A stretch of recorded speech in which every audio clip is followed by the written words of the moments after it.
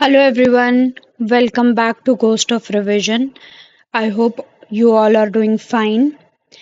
जैसे कि हमने पहले ही अनाउंस किया था कि गोस्ट ऑफ रिवीजन पर फाइनेंस अकाउंट असिस्टेंट के लिए free of cost course start किया जाएगा।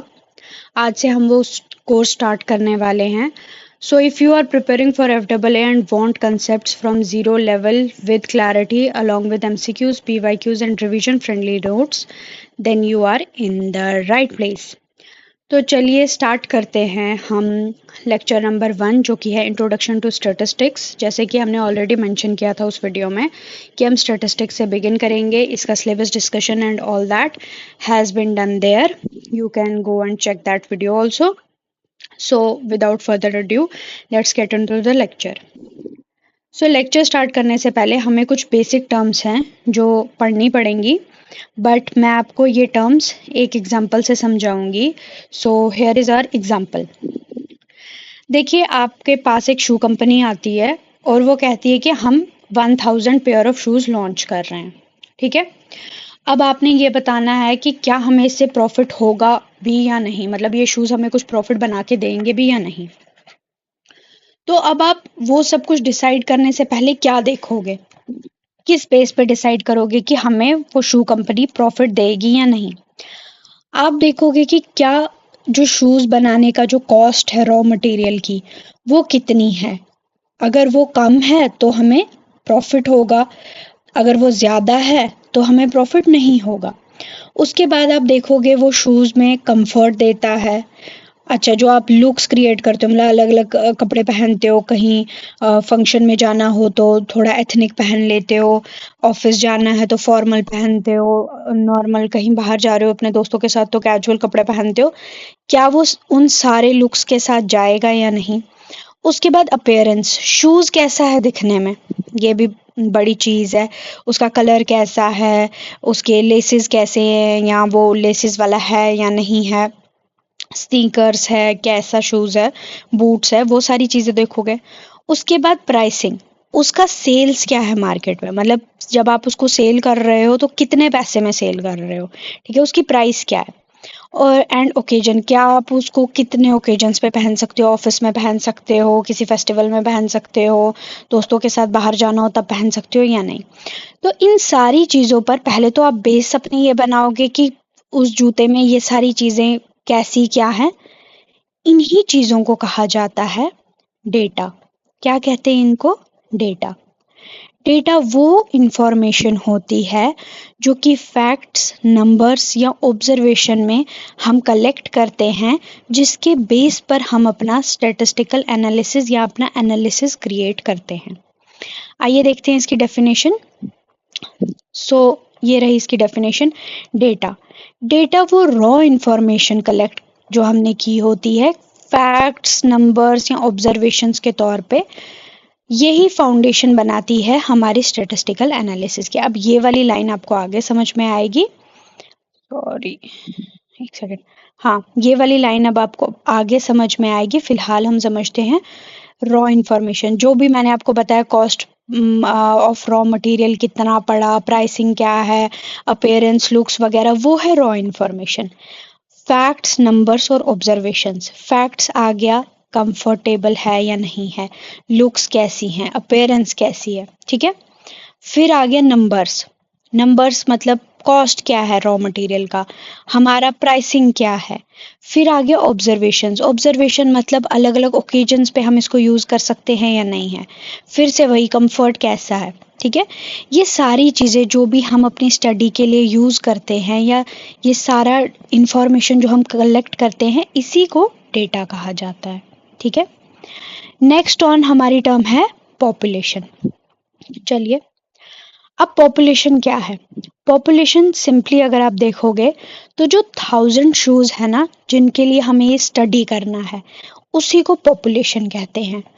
पॉपुलेशन दरअसल में पूरा सेट, कंप्लीट सेट जिसका आप स्टडी कर रहे होते हो, या तो हो सकता है आप ये भी स्टडी कर रहे होगे कि चलो आप एक टीचर हो, इस क्लास में 50 बच्चे हैं, बताओ इनमें से कितने बच्चों की प्रोबेबिलिटी है फेल होने की। ठीक है, अब जितने आपकी फेल होने पास होने की प्रोबेबिलिटी तो अभी नहीं, बट जितने वो 50 बच्चे हैं ना, वो पूरे के पूरे 50 स्टूडेंट्स जो हैं वो आपकी क्या बनाते हैं, पॉपुलेशन। वैसे ही जो यहाँ पर 1000 बच्चे हैं ना, ये 1000 सॉरी शूज है ना, ये आपकी बनाते हैं population. So population is complete set that is under study. जिसको आप स्टडी करना चाहते हो उसको कहते हैं पॉपुलेशन। देखिए, population includes entire group of individuals और items of interest in a study. जैसे कि 1000 शूज हमारे लिए, यहाँ पर मैं साथ साथ एग्जांपल लिख लेती हूँ। यहाँ पर 1000 शूज, ठीक है, ये आपकी एग्जांपल है। Next one is sample. चलिए, सैंपल क्या होता है, देखो अभी अगर आपको 1000 शूज को लेके स्टडी करना है ना, तो अब ऐसा नहीं हो सकता कि आप एक एक जूता पैर में पहनो और उस एक एक जूते के लिए आप रॉ मटेरियल लिखो, उस एक एक जूते का आप कंफर्ट देखो, एक एक जूते का लुक देखो, अपीयरेंस देखो, प्राइसिंग देखो, ओकेजन देखो। ऐसा तो पॉसिबल नहीं है।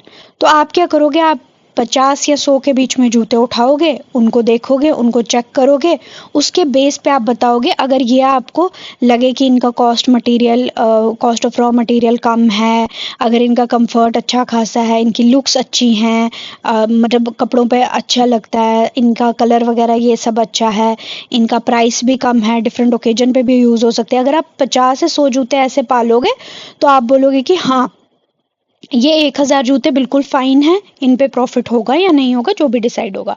ठीक है, तो ये जो 1000 जूते हैं ये पॉपुलेशन कहलाती है। इन्हीं 1000 जूतों में से जो हम 50 या 100 जूतों को टेस्ट करेंगे, इन 50 से 100 जूतों को ही सैंपल कहा जाता है। सैंपल वो हिस्सा है जो हम किससे लेते हैं, हम ले रहे हैं पॉपुलेशन से। सैंपल पॉपुलेशन से लिया जाने वाला हिस्सा है जिसके बेस पे हम पॉपुलेशन को जज करते हैं। क्या करते हैं, जज करते हैं। ठीक है, आइए इसकी डेफिनेशन देखते हैं। So what is sample, small part taken from population for study. जब भी हमें कोई चीज़ को स्टडी करना होता है, हम होल पॉपुलेशन को नहीं कर सकते हैं। अगर हम 1000 जूतों को स्टडी करने लग जाएंगे, उस पर पता नहीं कितने दिन लग जाएंगे। ठीक है, इट रिप्रेजेंट्स, ये पॉपुलेशन को रिप्रेजेंट करता है क्योंकि पॉपुलेशन में से ही लिया गया होता है और इसके बेस पे हम कंक्लूजन्स को ड्रॉ करते हैं, मतलब इसके बेस पे हम डिसीजन मेकिंग करते हैं। तो इसकी एग्जाम्पल है जो हमने 50 से 100 शूज बोला। ठीक है, मूविंग ऑन इज वेरिएबल। अच्छा देखो, अब वेरिएबल इज दैट कैरेक्टरिस्टिक, ये वो कैरेक्टरिस्टिक है that can take different values among individuals. Example including age, marks, height, weight extra.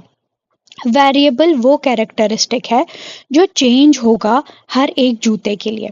अब इवन दो हर जूता जो है एक मशीन ने बनाया होगा या कुछ, बट सारे जूते सेम नहीं होंगे। किसी में हो सकता है कोई सा एक प्रोसेस में कोई सा एक स्टेप मिस हो गया हो तो मे बी कंफर्ट में कमी हो, कोई सा एक ऐसा हो कि जो बिल्कुल परफेक्टली बैठा हो तो उसका कंफर्ट बहुत ज़्यादा अच्छा हो। सो वेरिएबल एक ऐसा कैरेक्टरिस्टिक है हमारी पॉपुलेशन में या हमारे सैंपल में जो चेंज हो रहा है। जैसे कि यहाँ पर कंफर्ट देख लो आप। अभी जैसे कॉस्ट ऑफ रॉ मटेरियल है तो सभी के लिए, सभी जूतों के लिए सेम रॉ मटेरियल पड़ा होगा, लेकिन कंफर्ट ऐसा वेरिएबल है जो देखो हमें चेंज होता दिख रहा है। इसलिए वेरिएबल वो चीज़ होती है जो चेंज होती है। तो यहाँ पर क्या क्या वेरिएबल है भाई, कंफर्ट वेरिएबल है, लुक्स वेरिएबल है, बिकॉज सबके साथ तो सेम नहीं चलेगा ना, किसी पे कोई जूता अच्छा लग रहा होगा, किसी पे कोई जूता अच्छा लग रहा होगा। ठीक है, तो ये जो चीज़ें चेंज होने वाली हैं इसमें, जैसे कि ओकेजन है, सारे ओकेजन्स पे नहीं लग सकता है, तो ये चीज़ों को वेरिएबल कहते हैं जो चेंज होने वाली है। अभी प्राइसिंग सबके लिए अगर सेम रखी है तो ये वेरिएबल नहीं है, ये तो सबके लिए सेम है ना। वैसे ही कॉस्ट ऑफ रॉ मटेरियल है, ये तो सारे जूतों के लिए सेम ही आया होगा, हर जूता 10 रुपए में ही बन के बाहर आया होगा। ठीक है, तो सारे जूतों का कॉस्ट मटेरियल अगर सेम है, प्राइसिंग अगर सेम है, तो ये दोनों वेरिएबल नहीं है, बाकी चीजें वेरिएबल है। Now moving on, we have parameter. Parameter क्या होता है, पैरामीटर इज न्यूमेरिकल वैल्यू जो डिस्क्राइब करती है कि कैरेक्टरिस्टिक क्या है पॉपुलेशन का। हम इस पूरी पॉपुलेशन को जज किस बेस पे कर रहे हैं, हम निकालना क्या चाहते हैं इसमें से। हमें कंपनी ने बोला कि तुम हमारी इस शूज़ की जो ये पॉपुलेशन है इसको जज करो और बोलो ये प्रॉफिट देगा या नहीं देगा। तो प्रॉफिट क्या है, प्रॉफिट कैरेक्टर है इस पॉपुलेशन का। क्या है, कैरेक्टर है इस पॉपुलेशन का, बिकॉज हम प्रॉफिट ही तो देख रहे हैं, इससे मिलेगा या नहीं मिलेगा। तो प्रॉफिट हमारा यहाँ पर क्या बन जाता है, पैरामीटर। ठीक है, क्या बनता है, पैरामीटर। आइए डेफिनेशन देखते हैं। It is fixed but usually unknown. हमें पता तो है कि हम प्रॉफिट ही चेक कर रहे हैं, लेकिन हमें नहीं पता है कि होगा या कितना होगा।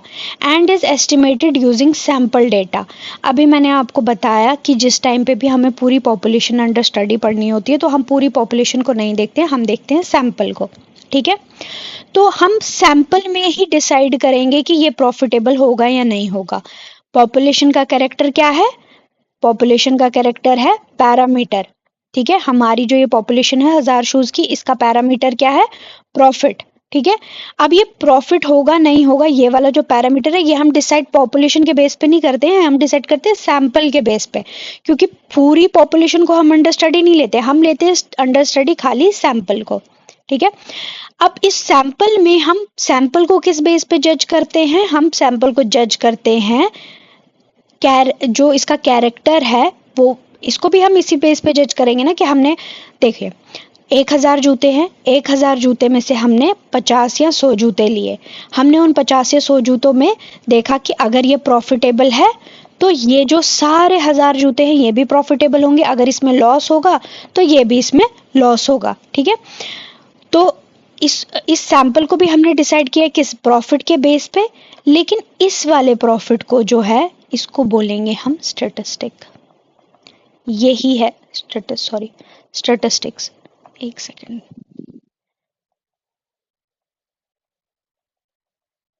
यही जो स्टैटिस्टिक्स है यही हमारे चैप्टर का मकसद है, यही हमें समझ में आना चाहिए। तो स्टैटिस्टिक्स किसका कैरेक्टर है, स्टैटिस्टिक्स है सैंपल का कैरेक्टर। देखिए मैं थोड़ा क्लियरली आपको समझाती हूँ। हमारे पास एक पॉपुलेशन है, ठीक है, पॉपुलेशन में हमने जो चीज स्टडी करनी होती है उसको कहते हैं पैरामीटर।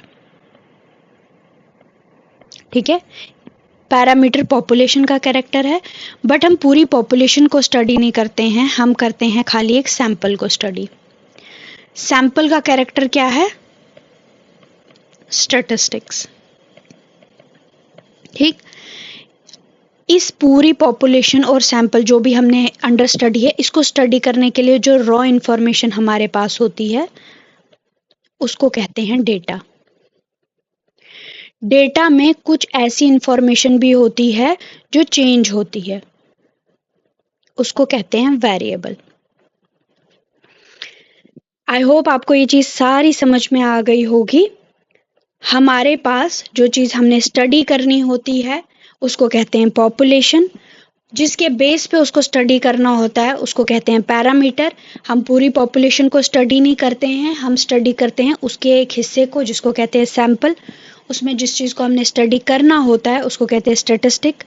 जिस बेस पे इस सारा जो इंफॉर्मेशन यूज़ करके इस सैंपल को स्टडी करना है उसको कहते हैं data.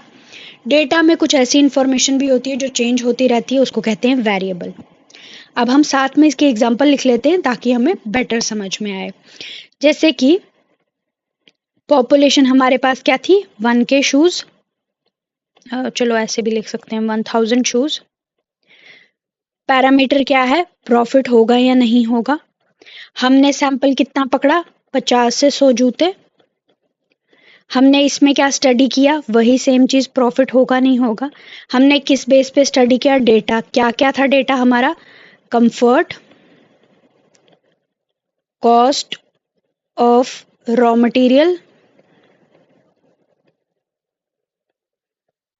Price, occasion and so on.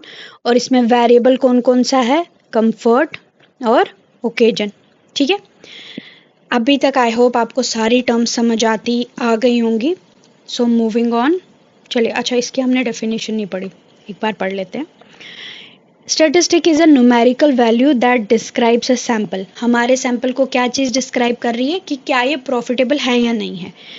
It is use to estimate in और इन्फर पॉपुलेशन और पैरामीटर। अगर हमें लगेगा कि सैंपल प्रॉफिटेबल है तो हम कहेंगे पॉपुलेशन भी प्रॉफिटेबल है। सिंपल भाषा में पैरामीटर कैरेक्टर है पॉपुलेशन का, स्टैटिस्टिक कैरेक्टर है हमारे सैंपल का। आई होप अभी तक आपको सब कुछ क्लियर होगा। मूविंग ऑन, चलिए अब हम अपने लेक्चर की तरफ चलते हैं। स्टैटिस्टिक्स। स्टैटिस्टिक्स जो है ये लैटिन वर्ड स्टेटस से निकला है, वैसे ही ये इटालियन वर्ड स्टैटिस्टा से निकला है और जर्मन वर्ड स्टैटिस्टिक्स से निकला है। मतलब तीनों लैंग्वेज में अपना अपना वर्ड था स्टैटिस्टिक्स को रेफर करने के लिए। अब इन सारे वर्ड्स का जो मीनिंग है ना वो पॉलिटिकल स्टेट या गवर्नमेंट के रिलेटेड है। जैसे देखो यहाँ पर पॉलिटिकल स्टेट गवर्नमेंट, यहाँ पर political science of different worlds. उस टाइम पे वर्ल्ड्स मतलब थी डिफरेंट गवर्नमेंट्स या कंट्रीज या नेशंस जो भी होते थे। दरअसल में क्या है कि स्टैटिस्टिक्स पहले ना यूजुअली किंग्स या गवर्नमेंट्स जो होती थी ना वो अपने लिए यूज़ करती थी। वो स्टैटिस्टिक्स के बेस पे डिफाइन करती थी कि हमारी मतलब पॉपुलेशन कितनी है, तो हम इस पे जैसे कि टैक्स कितना लगाएं, हम रेवेन्यू कितना हमें आ रहा है, हमारी क्या पॉलिसीज़ होनी चाहिए, उसके लिए स्टैटिस्टिक्स यूज़ होता था। इसलिए पहले तभी हमें स्टैटिस्टिक्स वर्ड का मीनिंग में मोस्टली स्टेट दिखता है, गवर्नमेंट दिखता है, या पॉलिटिकल स्टेट या स्टेट्समैन या काउंसिल वगैरह दिखता है। जबकि आज तो मैं बोलती हूँ इंसान अपने खुद के पर्सनल डिसीजंस के लिए भी प्रोज एंड कॉन्स ढूंढने लगता है, या खुद के डिसीजंस को लेके भी पूरा वो चार्ट वार्ट बना के लेता है कि इसका क्या फायदा होगा मुझे, इसका क्या नुकसान होगा। तो स्टैटिस्टिक्स का एक फाउंडर है जॉन ग्रांट और दूसरा है सर विलियम पेटी। स्टैटिस्टिक्स का फादर है रोनाल्ड ए फिशर और इन्होंने मॉडर्न स्टैटिस्टिक्स पे बहुत काम किया है। ठीक है, मूविंग ऑन, स्टैटिस्टिक्स का इंडियन फादर है पीसी महलैनोबिस। ठीक है, अब हम स्टैटिस्टिक्स की डेफिनेशन देखते हैं। स्टैटिस्टिक्स एक्चुअल में होता क्या है। अभी तक तो हमने समझ लिया कि स्टैटिस्टिक्स सिंपल भाषा में समझा कि ये एक कैरेक्टर होता है सैंपल का, लेकिन कंप्लीट प्रोसेस होता है स्टैटिस्टिक्स का, साइंस ऑफ कलेक्टिंग डेटा। ठीक है, जो हमने कलेक्ट किया कि प्राइसिंग, कॉस्ट और cost of raw material, comfort वगैरह सब कुछ, फिर हमने उसको ऑर्गेनाइज करना है। ठीक है, कि पहले क्या है, फिर क्या है, फिर क्या है, फिर हमने उसको प्रेजेंट करना है। हम एक अपने नोट्स बना के प्रेजेंट करेंगे, या कोई चार्ट या कोई ग्राफ या कोई बार्स वगैरह बना के। फिर हम उस डेटा को एनालाइज करेंगे कि अच्छा भाई क्या हो गया, इसकी कीमत इतनी है तो इससे क्या फ़र्क पड़ेगा, लोग खरीदेंगे नहीं खरीदेंगे। एंड इंटरप्रेटिंग डेटा, उस डेटा का फिर हम मतलब निकालेंगे कि अच्छा इससे होगा क्या, क्या प्रॉफिट मिलेगा, क्या प्रॉफिट नहीं मिलेगा, क्या लोग खरीदेंगे क्या नहीं खरीदेंगे, क्या आगे जाकर ऐसा तो नहीं होगा कि इसकी डिमांड कम हो जाएगी, ऐसा तो नहीं होगा कि कॉस्ट मटेरियल इतना ज़्यादा एक्सपेंसिव हो जाएगा कि फिर लोग प्राइसिंग बढ़ जाएगी और लोग खरीद नहीं पाएंगे। और इसके बेस पे हम मीनिंगफुल डिसीजंस बनाते हैं वेदर दिस इज प्रॉफिटेबल और नॉट। हमारी एग्जाम्पल में क्या था, हमने प्रॉफिटेबल देखना था, तो प्रॉफिटेबल है या नहीं है, ये होता है स्टैटिस्टिक्स। तो स्टैटिस्टिक्स पूरी साइंस है जिसमें हम पहले डेटा कलेक्ट करेंगे, ऑर्गेनाइज करेंगे, प्रेजेंट करेंगे, फिर उस डेटा को एनालाइज करेंगे, फिर उसको इंटरप्रेट करेंगे और लास्ट पे अपना डिसीजन बनाएंगे। ठीक है, मूविंग ऑन, अब कैरेक्टर क्या है स्टैटिस्टिक्स के। तो पहला कैरेक्टर है स्टैटिस्टिक्स का कि स्टैटिस्टिक्स एग्रीगेट ऑफ फैक्ट्स होता है। Means a single figure is not statistic. देखिए मैं इसका मतलब आपको समझाती हूँ। अगर हमने स्टैटिस्टिक्स में अपने खाली ये चीज़ देखी होती खाली कंफर्ट के बेस पे कि क्या ये चीज़ प्रॉफिटेबल होगी या नहीं, वो एक सिंगल फिगर थी, उसके बेस पे हमें नहीं पता चलता। कैसे नहीं पता चलता, अगर हम खाली कंफर्ट का वो ले रहे हैं तो हमें क्यों नहीं पता चलता। देखो, हो सकता है कोई जूता कंफर्टेबल बनाने के लिए बहुत एक्सपेंसिव कॉस्ट मटेरियल हमें लगे। ठीक है, हमने रॉ मटेरियल जो है वो बहुत ज़्यादा एक्सपेंसिव लगा लिया, तो उससे उसकी जो प्राइस है वो भी बहुत बढ़ जाएगी। हो सकता है उसकी डिमांड ही कम हो जाए इतनी ज़्यादा, मतलब लोग खरीदे ही ना, तो प्रॉफिट तो दूर का बात, हो सकता है कहीं हमें लॉस ही ना हो जाए। इसलिए खाली एक चीज़ पे हम डिफाइन नहीं कर सकते हैं स्टैटिस्टिक को। ठीक है, next is statistics are affected by number of factors. Same चीज अगेन, खाली एक चीज पर हम स्टेटिस्टिक्स को डिफाइन नहीं कर सकते हैं, इसीलिए स्टेटिस्टिक्स अलग अलग फैक्टर से अफेक्टेड होता है, क्योंकि उसमें एग्रीगेट ऑफ फैक्ट्स हैं, एक चीज नहीं है, बहुत सारी चीजों को कंसिडर करते हैं, इसलिए वो इफेक्ट भी बहुत सारी चीजों पे होता है। जैसे कि हमने देखा कंफर्ट, ओकेजन और रॉ मटेरियल प्राइसिंग, ठीक है, और हमने बोल दिया कि ठीक है भाई ये प्रॉफिटेबल है। अब समझ लो कि हमारा सीन ये हो जाता है कि हमारी ना रॉ मटेरियल की कॉस्ट बहुत ज़्यादा बढ़ जाती है। तो अगर रॉ मटेरियल की कॉस्ट बढ़ गई तो जो हमने स्टेटिस्टिक निकाला होगा वो तो सारा चेंज हो जाएगा ना। अगर हमने निकाला होगा कि इसका प्रॉफिट होगा, रॉ मटेरियल इतना बढ़ गया, उससे इफेक्ट पड़ गया हमारी प्राइसिंग पे, जब प्राइसिंग ये ज़्यादा हो गई तो डिमांड नेचुरल सी बात है कम हो जाएगी, तो हमारा स्टेटिस्टिक जो हमने प्रॉफिट दिया था वो बाद में लॉस में कन्वर्ट हो जाएगा। ठीक है, next is it must be reasonably accurate. देखो 100% एक्यूरेसी लाना तो पॉसिबल नहीं है, ठीक है, क्यों, क्योंकि हम बहुत सारी चीज़ों को रिव्यू कर रहे हैं और उसके बेस पर डिसीजन दे रहे हैं, तो कोई भी चीज़ 100% एक्यूरेट नहीं होगी, बट ऐसा भी नहीं होना चाहिए कि बिल्कुल ही गलत हो। जैसे कि अगर हमने ये स्टेटिस्टिक दिया कि प्रॉफिट होगा, ठीक है, हमने बोल दिया प्रॉफिट होगा 80%, ठीक है, तो लगभग 75% या 70% तो होना ही चाहिए। अब हमने लिख के दिया होगा कि प्रॉफिट होगा और वहां पर हमारा लॉस हो गया, तो वो स्टेटिस्टिक गलत है, इसीलिए स्टेटिस्टिक एटलीस्ट रीजनेबली करेक्ट होना चाहिए। Statistics must be collected in a systematic manner. If data is collected in haphazard manner, it will not be reliable and will lead to misleading conclusions. देखो सबसे पहले क्या है, हमने बोला कि सिस्टमैटिक मैनर में कलेक्ट करना है, हमने रॉ मटेरियल की कॉस्ट भी कलेक्ट करनी है, हमने प्राइसिंग भी देखनी है, हमने लोगों का कंफर्ट भी देखना है। अब अगर हम क्या करेंगे कि हमने रॉ मटेरियल की कॉस्ट ही नहीं देखी, मतलब एक स्टेप मिस ही कर लिया, तो हमारा जो स्टेटिस्टिक है वो रिलायबल नहीं होगा, क्योंकि हमारी मिसलीडिंग कंक्लूजन होगी।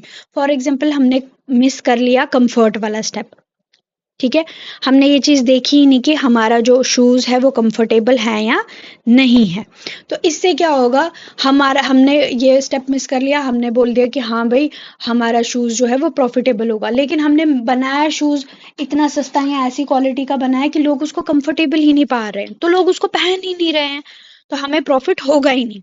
इसलिए जो हमारा स्टेटिस्टिक है वो प्रॉपरली हर सिस्टमैटिक मैनर से होना चाहिए, सो दैट हर एक जो फिगर है, फिगरीन है, कुछ भी स्किप ना हो, कुछ भी मिस ना हो।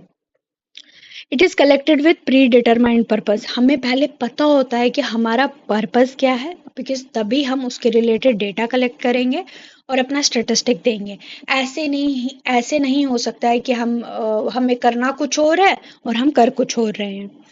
Statistics should be placed in relation to each other.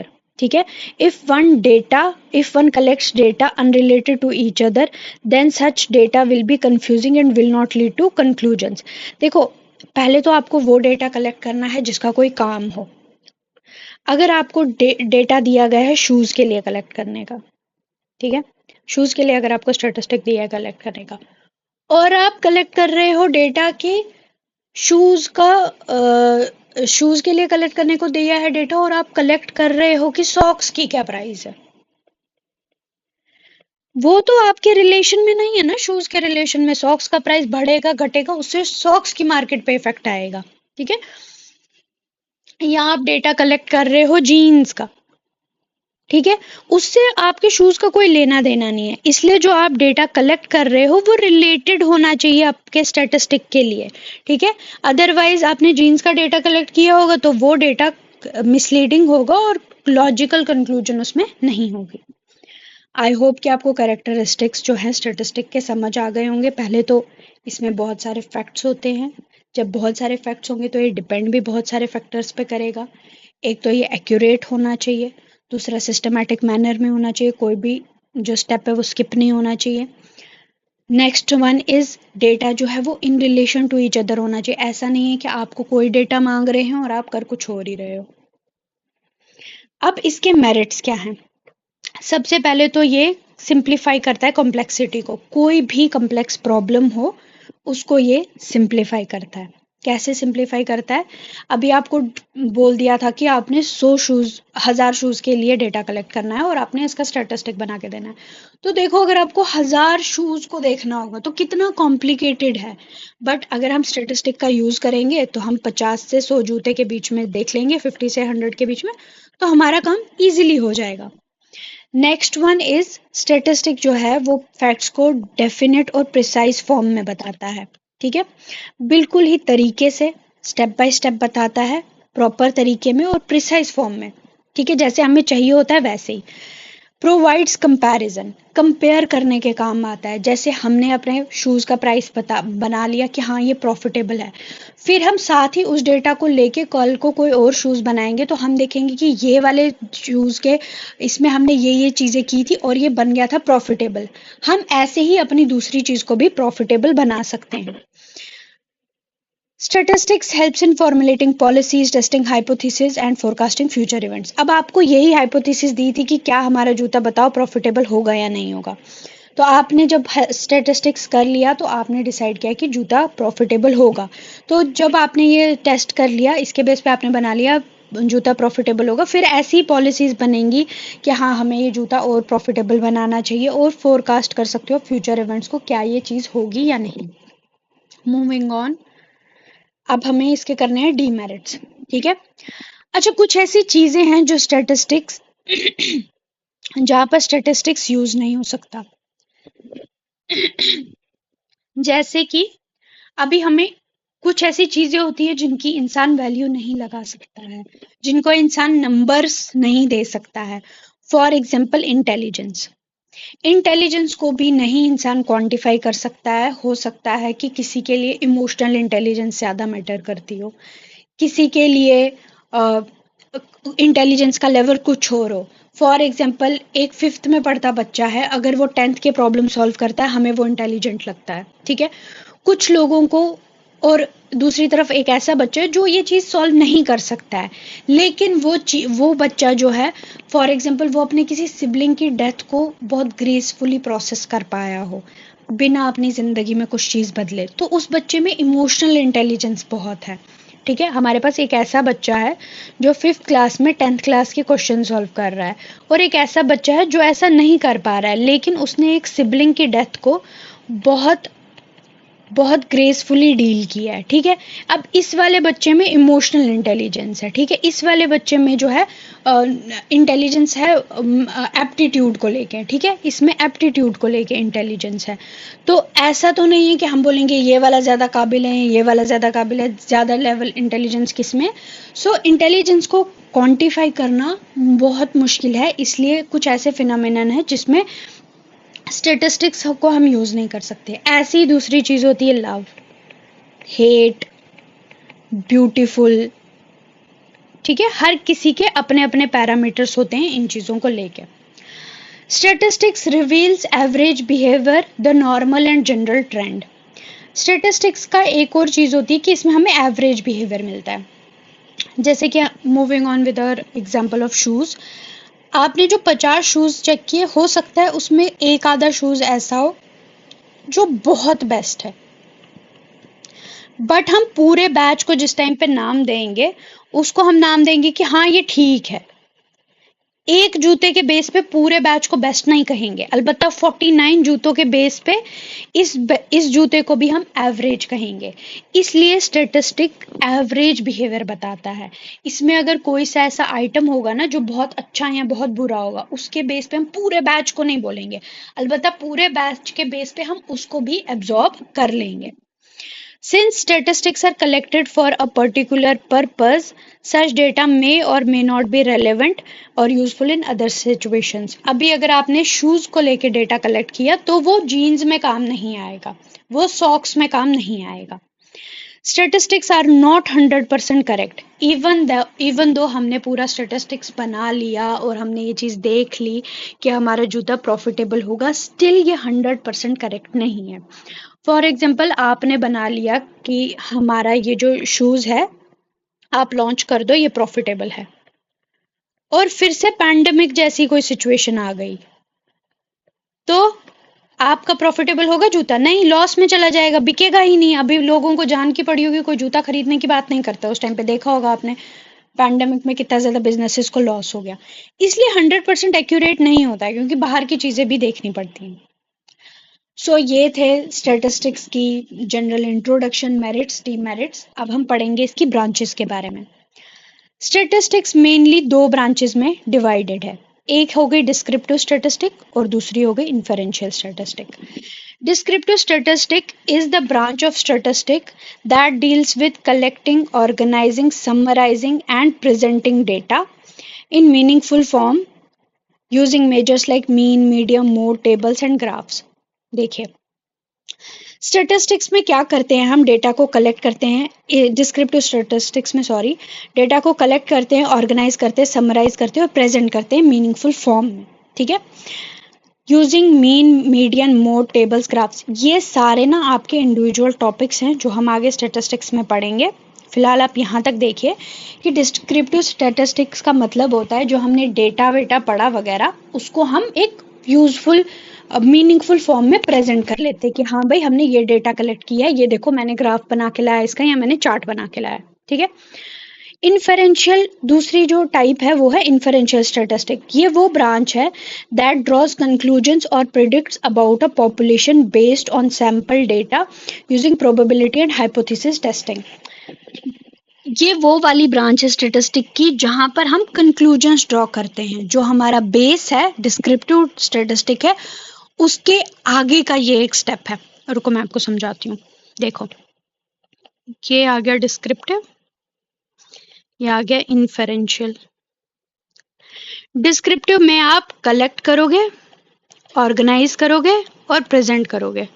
ठीक है, डेटा को। इन्फेरेंशियल में आप उसके बेस पे कंक्लूजन्स बनाओगे। जैसे कि आपने जो इस टाइम पे शू के लिए डेटा कलेक्ट किया था ना, सारी चीजों को लेके, कलेक्शन तक का पार्ट यहाँ पर था, प्रॉपरली ऑर्गेनाइज किया, प्रेजेंट किया वगैरह। कंक्लूजन वो प्रॉफिटेबल है या नहीं, ये इन्फेरेंशियल स्टैटिस्टिक हमें बताता है। उसकी जो भी फैक्ट्स, फिगरिंग्स वगैरह तक का फेज था वो डिस्क्रिप्टिव है, और जो उसके बेस पे हम कंक्लूजन लेंगे वो हमारा इन्फेरेंशियल स्टैटिस्टिक बताता है। सो आप सिंपली ये भी बोल सकते हो कि डिस्क्रिप्टिव स्टैटिस्टिक के आगे का स्टेप जो है, फर्दर जो स्टेप है, वो होता है इन्फेरेंशियल स्टेप, इन्फेरेंशियल स्टैटिस्टिक। ठीक है, इसी के साथ हम हमारा लेक्चर कंक्लूड करते हैं। हम हमारे लेक्चर के एंड पे आ गए हैं। आई होप कि आपको ये सब कुछ समझ आ गया हो। अच्छा हाँ, एक लाइन मैं आपको बताना भूल गई थी। हाँ, जो मैंने ये बोला था कि आपको लेक्चर के एंड पे समझ आएगा कि it is the foundation on which statistical analysis is performed. देखो, अभी तक हमने जितनी भी स्टैटिस्टिक की बात की वो कहाँ से स्टार्ट हुई, हमारी एग्जाम्पल भी कहाँ से स्टार्ट हुई। सब कुछ स्टार्ट हुआ जब हमने शूज़ का ये वाला डेटा कलेक्ट किया। हमारे स्टैटिस्टिक्स का बेस और फाउंडेशन क्या चीज़ बनाती है? डेटा ही बनाती है। हमारी पूरी एनालिसिस का जो फॉर्मेशन है, फाउंडेशन है, वो किससे बनता है? वो हमारे डेटा से बनता है। ठीक है, इसी के साथ हम फाइनली अपने चैप्टर के एंड पे आ गए हैं। आई होप कि आपको सारी चीज़ें अच्छे से समझ में आई हों, आपको रटने की ज़रूरत ना पड़े इस चैप्टर को। और अगर कोई भी ऐसी चीज़ है जिसको आपको लेके कंफ्यूज्ड हो तो आप प्लीज़ कमेंट सेक्शन में मुझे ये बताइए। मैं आपको लास्ट पे एक चीज़ ज़रूर बताना चाहूँगी कि बहुत ज़्यादा लोग स्टार्ट करते हैं पढ़ना। ठीक है, प्रिपरेशन करना कोई बड़ी बात नहीं होती है, बहुत सारे लोग स्टार्ट करते हैं। बट ये बात याद रखना कि ज़्यादा लोग स्टार्ट करते हैं, कम लोग कंटिन्यू करते हैं। आप प्लीज़ कंटिन्यू करना। इसी के साथ अगर आपको ये लेक्चर अच्छा लगा हो और आपको ऐसा लगा हो कि आपको चीज़ें समझ में आई हैं, तो बने रहिए हमारे इस कोर्स के साथ। नेक्स्ट लेक्चर हमारा प्राइमरी एंड सेकेंडरी डेटा पे होगा। एंड ऐसे ही रिवाइज करते रहिए, कंसिस्टेंट रहिए, and see you in the next video. Thank you for watching this lecture. Bye, take care, see you the next time.